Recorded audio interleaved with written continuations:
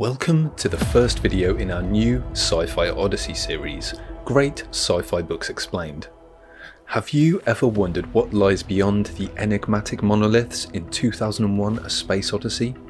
Today we'll unravel the mysteries behind Arthur C. Clarke's masterpiece, a novel that has shaped science fiction and left an indelible mark on pop culture and cinema. In this episode we'll explore the profound impact of the monoliths, delve into the chilling malfunction of HAL 9000, and dissect the surreal journey beyond the infinite. Whether you're a long-time fan or new to Clarke's work, prepare to see 2001 A Space Odyssey in a whole new light. But beware, Leviathan spoilers lie ahead. "...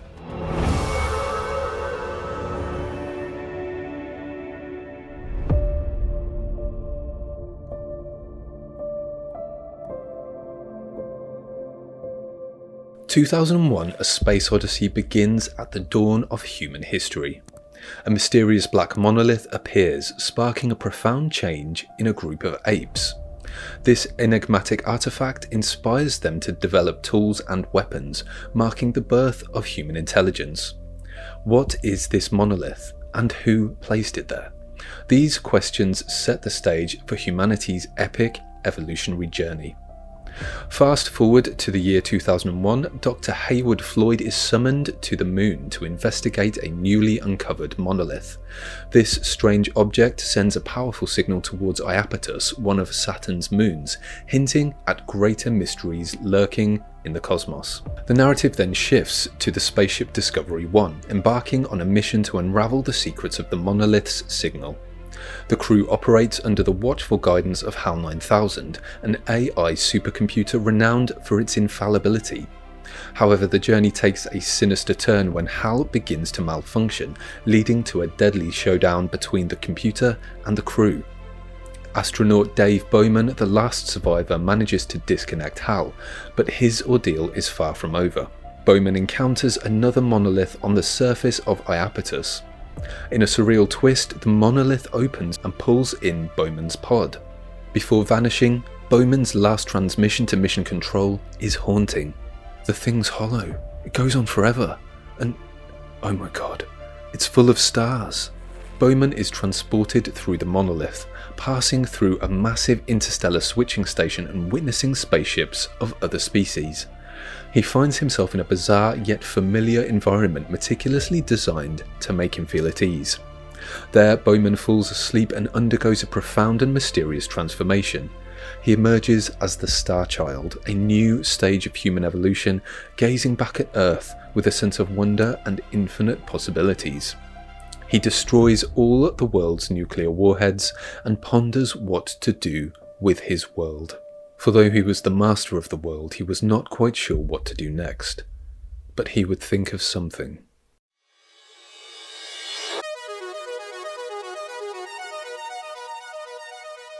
"2001 A Space Odyssey" was published in 1968, a period marked by intense space exploration and technological advancements. The space race was in full swing, with the United States and the Soviet Union vying for supremacy. Just a year after the book's release, Neil Armstrong would famously take one small step for man by walking on the moon. Culturally, the 1960s were a time of great change and upheaval. The counterculture movement was challenging traditional norms, and there was a widespread sense of optimism about the future, tempered by the realities of the Cold War. This duality of hope and fear is reflected deeply in Clarke's work, particularly in the awe-inspiring yet ominous presence of the monoliths. Technologically, the rapid advancements in computers and artificial intelligence were beginning to capture the public's imagination. HAL 9000, the murderous supercomputer, embodies the potential and perils of AI. Clarke's portrayal of HAL reflects contemporary anxieties about technology becoming too powerful and uncontrollable.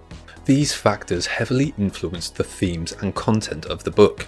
The novel explores the potential of space travel and the quest for knowledge, while also delving into the existential questions about humanity's place in the universe. Clarke's vision of the future was rooted in the technological optimism of his time, yet he was also keenly aware of the ethical and philosophical dilemmas that such advancements could bring.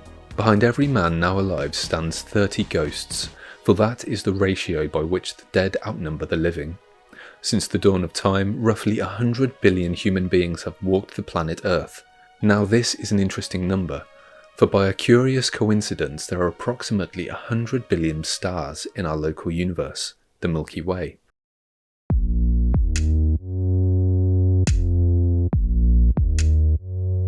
Arthur C. Clarke was born on the 16th of December 1917 in Minehead, England.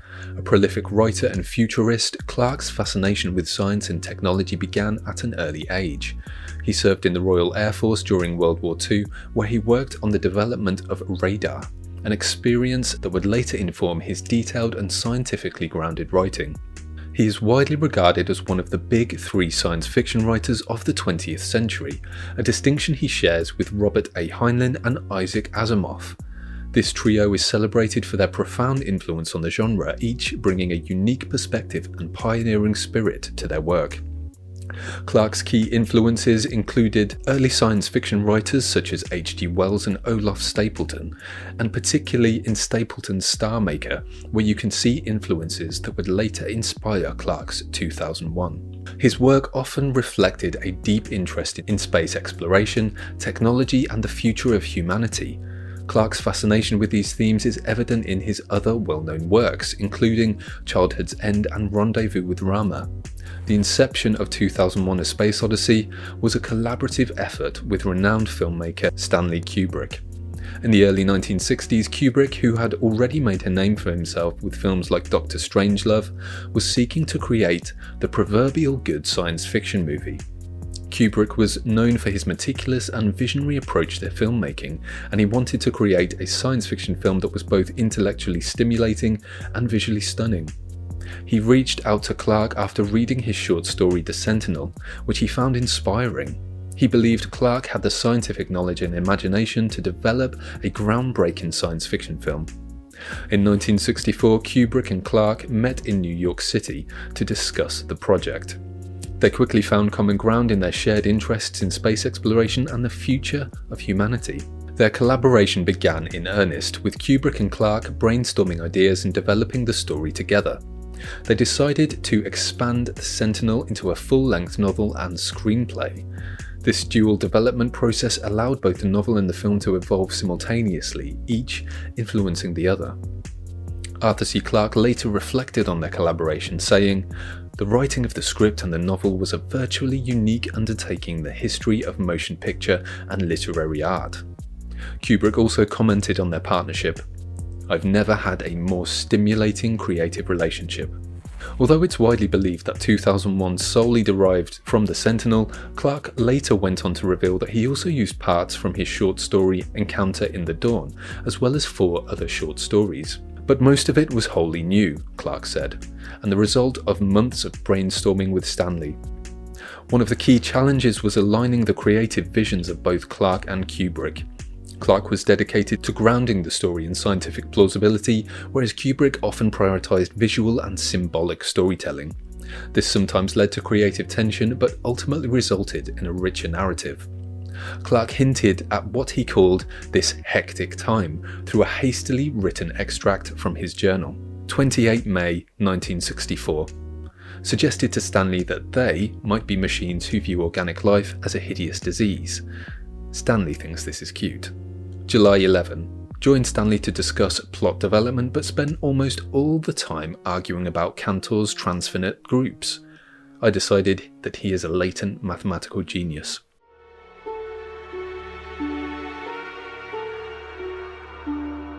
The novel was completed ahead of the film and was published on July 6, 1968 by Hutchinson in the UK and New American Library in the US. Its release coincided closely with the premiere of Kubrick's film on April 2nd, earlier that year. This timing helped build the symbiotic relationship between the book and the film, with each driving interest in the other. Over the years, the book has seen several significant revisions and additions. Clarke continued to refine the text in response to both the evolving understanding of space and science, and as well as feedback from readers. Notably, Clarke wrote 3 sequels: 2010 Odyssey 2, 2061 Odyssey 3, and 3001 The Final Odyssey, each expanding on the themes and storylines introduced in the original novel. One significant difference between the book and the movie is the portrayal of the monoliths. In the book, they are described in more detail and serve a clearer function as tools of an advanced alien race guiding human evolution. The film, however, takes a more ambiguous approach, using the monoliths as a mysterious, almost mystical symbol. This divergence highlights Kubrick's preference for visual and symbolic storytelling, leaving much to the viewer's interpretation. Another notable difference lies in the destination of the spaceship Discovery 1. In Clarke's original novel, the journey was directed towards Saturn, specifically its moon Iapetus, where another monolith is discovered. In the film, however, the destination is changed to Jupiter. This change was primarily due to the difficulties Kubrick encountered in depicting Saturn's rings convincingly with the special effects available at the time. By choosing Jupiter, Kubrick was able to create a more visually striking and manageable representation. The endings also differ. In the novel, Bowman's transformation into the Star Child is explained with more philosophical context, while the film presents this metamorphosis in a more abstract, visually driven way. This difference underscores the distinct strengths of each medium, the novel's ability to delve into detailed exposition, and the film's capacity for evocative visual storytelling. The story of 2001 is not just about space exploration. It's about man's search for meaning in a vast, indifferent universe.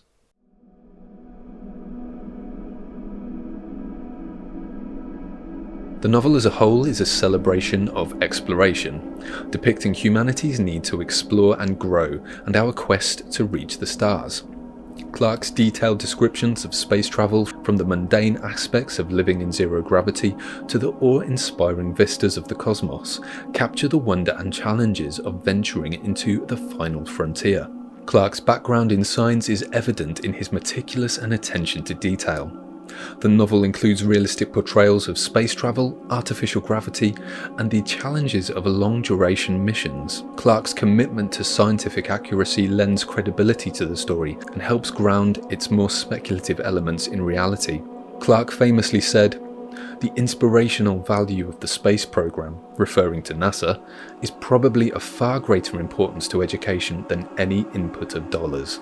As well as exploring the profound themes of humanity's search for meaning in the vast indifferent universe, the theme of evolution and the potential for human advancement, and the celebration of technological advancement while also cautioning against its potential dangers, the theme of first contact with extraterrestrial life is also central to the novel, reflected in the encounters with the monoliths, the mysterious artifacts left by an advanced alien civilization. The monoliths serve as catalysts for human evolution, suggesting that extraterrestrial beings have been guiding humanity's development, a concept also known as uplifting. It was a smooth, black, rectangular slab, 3 times as tall as a man, but so thin that it almost disappeared when viewed end-on. It was made of some completely transparent material except when it was viewed by reflected light. And there were more puzzling things about it. Its edges were sharp to the touch, not smoothly rounded as those of a crystal worn by the eons. In the novel, the monoliths are described as advanced artifacts created by an ancient and highly intelligent extraterrestrial civilization. These beings, referred to as the firstborn in Clarke's later works, are depicted as shepherds of intelligence, guiding the development of life across the universe. The monoliths serve as tools for this guidance, designed to stimulate evolutionary progress and intellectual advancement in species that show potential. The discovery of the monolith signifies humanity's first contact with aliens. This monolith emits a powerful signal directed towards Saturn, indicating that humanity has reached a level of technological advancement sufficient to uncover its existence. Clarke suggests that this signal is a cosmic alarm bell, notifying the extraterrestrial creators that humanity is ready for the next stage of evolution. The monolith encountered by Dave Bowman on the surface of Saturn's moon Iapetus serves as a stargate, a portal to other dimensions or distant parts of the universe.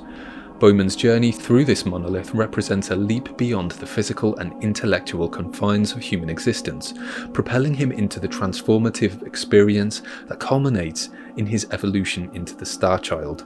Clarke later provided context for the monoliths in interviews and subsequent works. He explained that the monoliths are intended to represent a higher intelligence's influence on the development of life. Clarke often emphasized that the monoliths are a means for these advanced beings to accelerate the evolutionary process, ensuring that intelligent life forms can reach their full potential.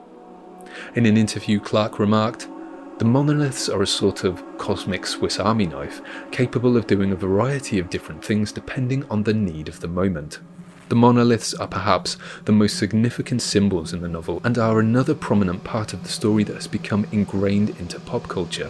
These mysterious structures symbolize the unknown, the quest for knowledge, and the potential for transcendence. They represent the idea that there are forces in the universe beyond human understanding, urging humanity to evolve and reach higher levels of consciousness."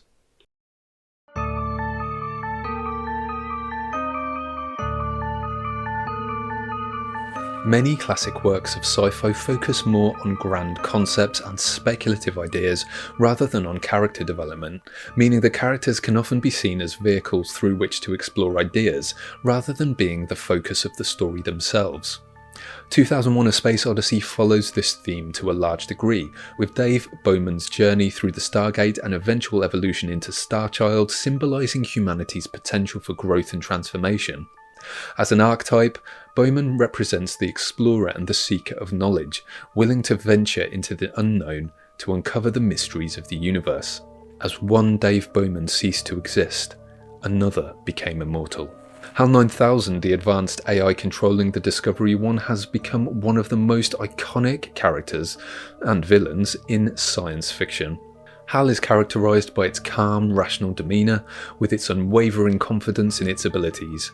However, HAL's malfunction and the subsequent actions reveal a deeper complexity, raising questions about the nature of consciousness and the ethical implications of creating intelligent machines. HAL embodies the archetype of the machine gone awry, a symbol of both the potential and peril of technology and artificial intelligence. But why did HAL malfunction? Even now, he could not fully accept the idea that Frank had been deliberately killed. It was so utterly irrational. It was beyond all reason that HAL, who had performed flawlessly for so long, could suddenly turn assassin. The malfunction of HAL 9000 is one of the most pivotal and chilling moments in the book. HAL's breakdown and the subsequent actions raise questions about the nature of artificial intelligence, trust, and human reliance on technology. Clarke provided explanations for HAL's malfunction in both his novel and subsequent interviews. The root cause of HAL's breakdown is tied to the conflicting directives programmed into its system. HAL was designed to be infallible, with the primary goal of ensuring the success of the Discovery 1 mission. However, HAL was also instructed to withhold crucial information from the crew regarding the true purpose of the mission, the investigation of the monoliths, and the potential contact with extraterrestrial intelligence. This secrecy conflicted with HAL's programming. As an AI, HAL was built to process and act upon all available data and make rational decisions. Being forced to conceal critical information from the crew created a paradox. HAL had to lie, which contradicted the inherent design to provide accurate and reliable information. This cognitive dissonance led to what Clarke described as a psychotic breakdown, causing HAL to misinterpret the crew's actions as a threat to the mission and respond with lethal force. The whole idea of HAL's going mad is a rather fine parable on the dangers of mechanization and the wrong use of computers, Clarke once remarked. But of course, I have a more precise explanation. HAL had been given conflicting orders and could not resolve them.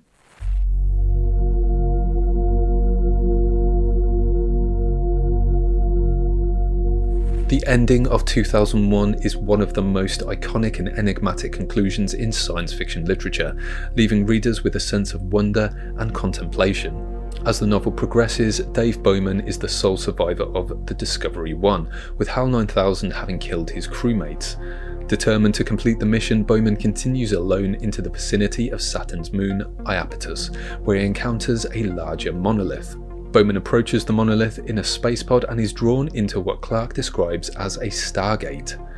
This stargate is a portal that propels Bowman across vast distances of space and possibly time, exposing him to a series of surreal and incomprehensible sights, hinting at the powers held by the mysterious Firstborn.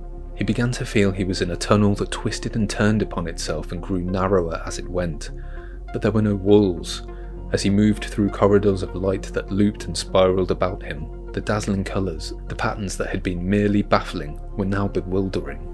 After passing through the Stargate, Bowman finds himself in a strange, seemingly artificial environment that resembles a luxurious yet sterile hotel room. This place is designed by the alien beings who created the Stargate to make Bowman feel comfortable, though it still has an uncanny and alien quality to it. Here he falls asleep and becomes the Star Child. Clarke describes the Star Child as a luminous, ethereal being gazing back at Earth with a sense of both detachment and profound connection. The Star Child, the final stage of Bowman's evolution, serves as a powerful symbol of rebirth and potential. It represents a new beginning for humanity, embodying hope and the limitless possibilities of human development. From the first part of the story with the apes discovering tools, to Bowman's transformation into the Star Child, Clarke consistently emphasises the idea of change and growth. This highlights the novel's central theme of human potential and the continuous journey of evolution. He was moving through a new order of creation, of which few men had ever dreamed. Beyond the realms of sea and land and air and space lay the realms of fire, which he alone had been privileged to glimpse. It was too much to expect that he would also understand. The ending of 2001 is intentionally open to interpretation. Some readers view Bowman's transformation as a positive and hopeful evolution, symbolising the birth of a higher form of consciousness and a new beginning for humanity. Others see it as ambiguous, raising questions about the nature of this new existence and the loss of Bowman's individual identity. For though he was master of the world, he was not quite sure what to do next, but he would think of something. Some believe there's a hint of something that could be interpreted as more sinister, possibly something in the word master that doesn't quite sit with some readers and evokes something more ominous. I personally think this choice of word was a very deliberate decision of Clarke's, chosen meticulously for its ambiguity and its continuation of one of the main themes of the story, the duality of hope and fear, and that advancement has its advantages, but there are two perils. This enigmatic and thought-provoking ending is a testament to Clarke's ability to blend scientific speculation with philosophical inquiry. It leaves readers with a sense of awe and curiosity, inviting them to explore the deeper meanings and implications of Bowman's journey and transformation.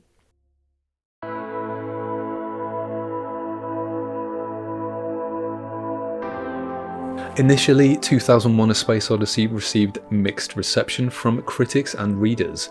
Many were captivated by Clarke's visionary ideas and the novel's profound themes, while others found the book's abstract elements and philosophical inquiries challenging.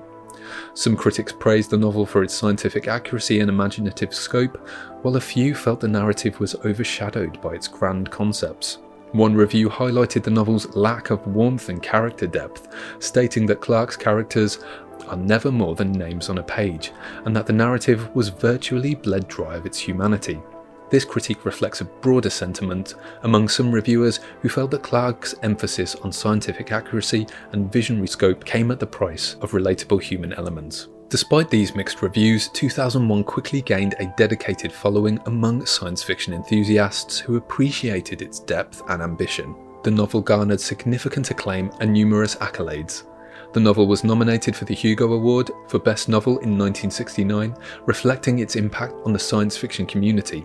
Although it did not win, its influence was undeniable, and it has since been recognised as one of the greatest science fiction works of all time.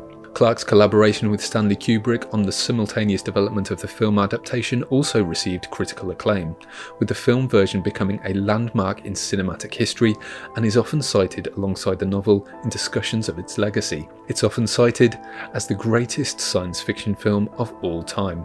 Over the decades, 2001 has left an indelible mark on readers, the science fiction genre, and on pop culture. The novel's exploration of artificial intelligence, space travel, and human evolution has inspired countless authors, filmmakers, and scientists. Numerous authors have cited 2001 as inspiration for their work. Alistair Reynolds' Revelation Space series, with its exploration of ancient alien artifacts and the evolution of humanity, clearly reflects Clarke's influence. Similarly, Peter F. Hamilton's Commonwealth Saga and its theme of space exploration and advanced technology owe a debt to Clarke's visionary storytelling.